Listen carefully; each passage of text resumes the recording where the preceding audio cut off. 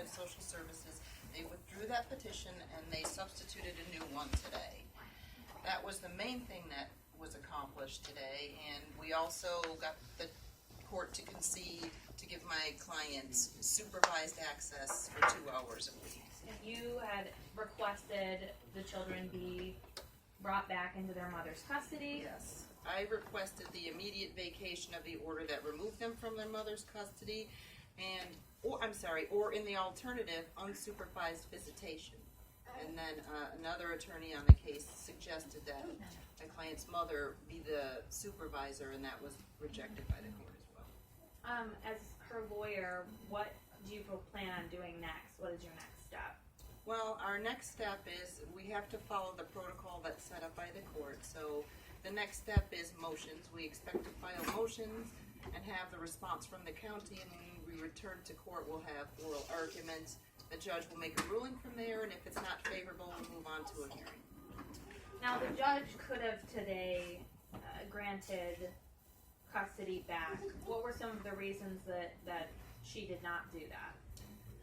The main reasons why the judge, I can't speak exactly to what her motives are. I can just tell you that she was made to hear some newer allegations that were on the petition that was served to us today, and also a certain characterization of things that may have occurred in my client's past.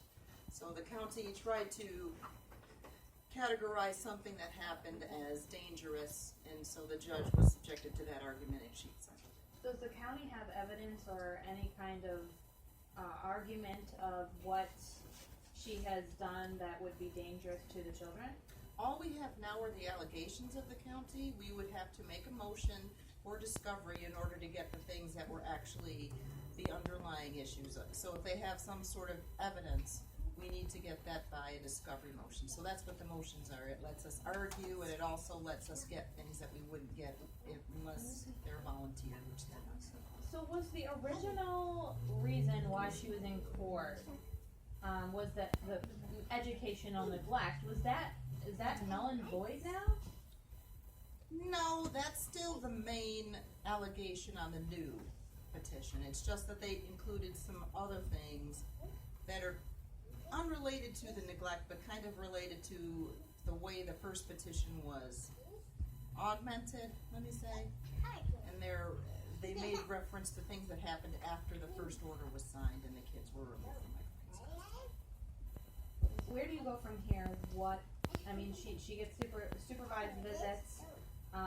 This is lasting for over a month. Yeah.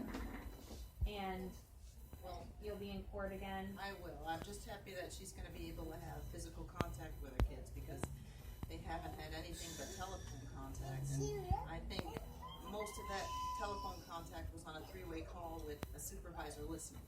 So it would be nice for her to get some in-person visitation with the kids. I'm sure it's tough, not only for her, but for them.